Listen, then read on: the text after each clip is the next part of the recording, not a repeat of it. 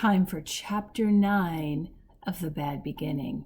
You probably remember in Chapter 8, Klaus figured out what Count Olaf was up to, and when he confronted him, oh so bravely, such courage to confront Count Olaf. Count Olaf didn't seem to mind. And then Klaus discovered something terrifying. Sonny was missing. Let's pick it up there and find out what happens. Maybe today will be the day we get a happy ending. And maybe not. Chapter 9.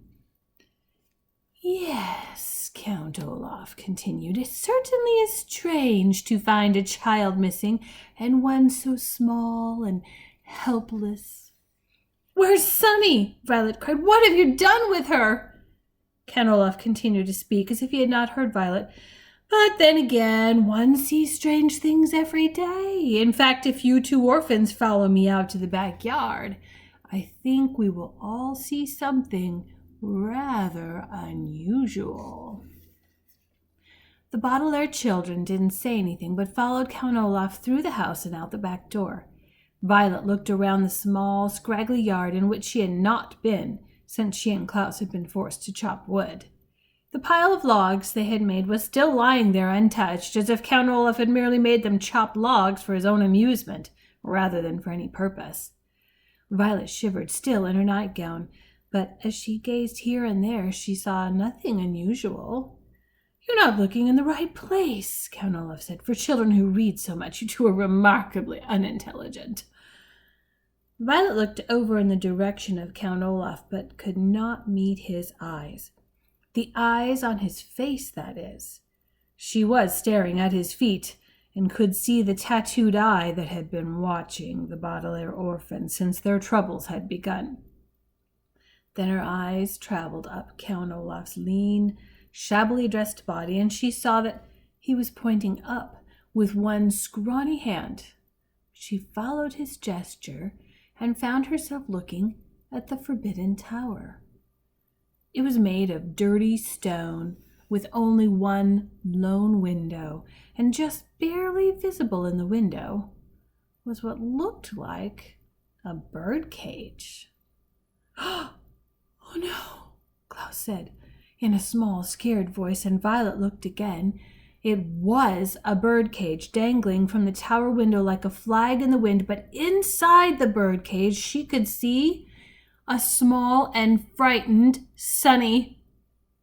When Violet looked closely, she could see there was a large piece of tape across her sister's mouth and ropes around her body. She was utterly trapped. Let her go, Violet said to Count Olaf. She's done nothing to you. She is an infant.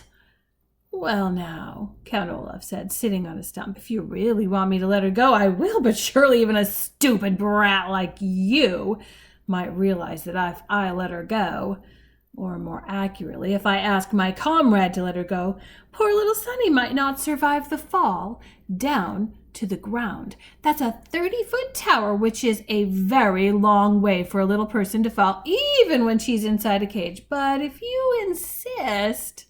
Now, I know good readers like you have been busy making that movie in your mind. You're visualizing this scene. This is what the illustrator visualized. Maybe you have the same picture and maybe yours is slightly different. But this is the illustration that Brett Hellquist gave us to help us build that video, that movie in our minds. No, Klaus cried, don't! Violet looked into Count Olaf's eyes, and then at the small parcel that was her sister hanging from the top of the tower and moving slowly in the breeze. She pictured Sonny toppling from the tower and onto the ground, pictured her sister's last thoughts being ones of sheer terror. Please, she said to Olaf, feeling tears in her eyes, she's just a baby. We'll do anything, just don't harm her. Anything? Count Olaf asked, his eyebrow rising. He leaned in toward Violet and gazed into her eyes. Anything?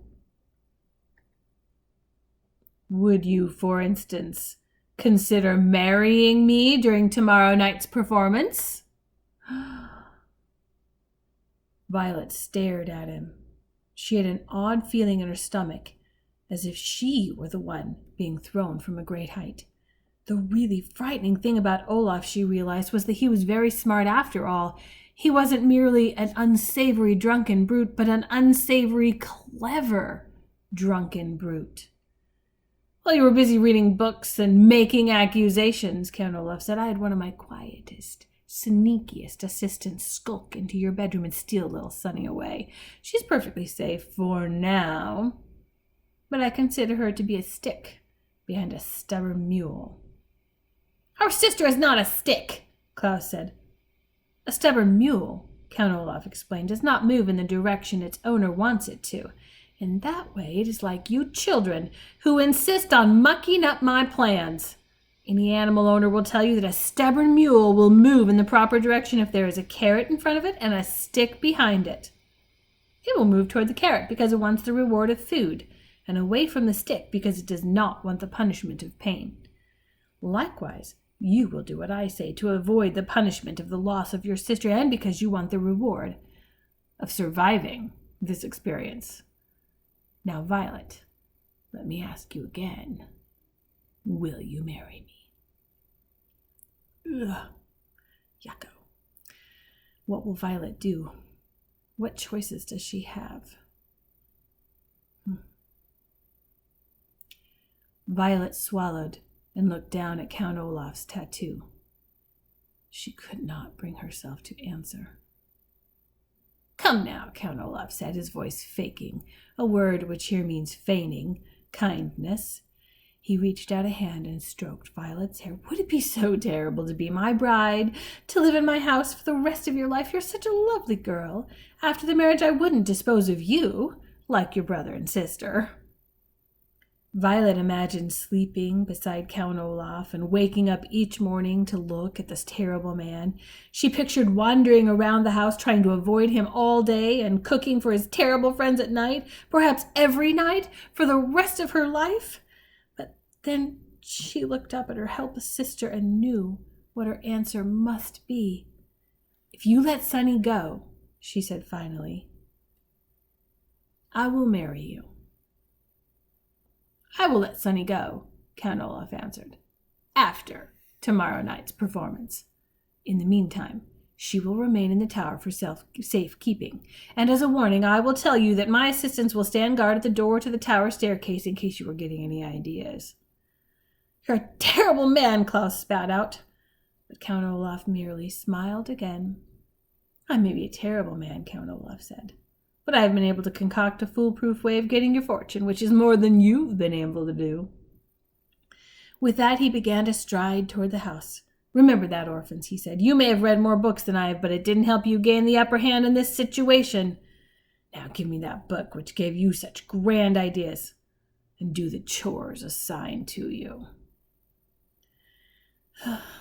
Klaus sighed and relinquished, a word which here means gave to Count Olaf even though he didn't want to, the book on nuptial law. He began to follow Count Olaf into the house, but Violet stayed still as a statue. She hadn't been listening to that last speech of Count Olaf's, knowing it would be full of the usual self-congratulatory nonsense and despicable insults. She was staring at the tower, not at the top, where her sister was dangling, but the whole length of it.